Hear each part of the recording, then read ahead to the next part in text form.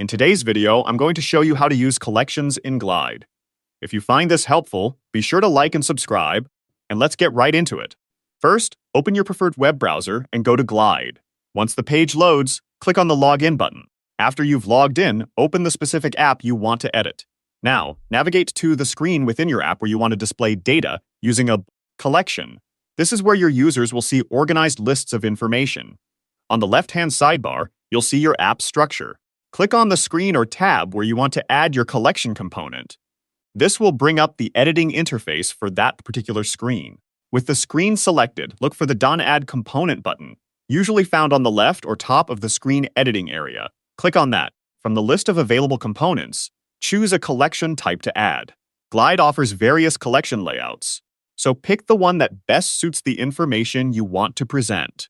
Once you've added the collection component, you'll need to link it to your data. In the right-hand sidebar, you'll find an option to choose your data source. Select the appropriate table or sheet that contains the information you want to display in your collection. Now, let's configure the basic display for your collection. You'll have options to set a title for your collection and a description, which helps users understand what they're looking at. To fine-tune the appearance and behavior of your collection, click on the collection component itself in the left sidebar.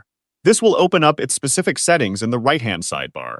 Here, you can customize various display settings. You can choose which fields from your data source appear as the title, description, and even add images or other relevant information to each item in the collection.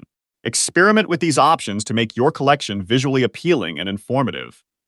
After configuring your settings, take a moment to verify that your records are displaying correctly.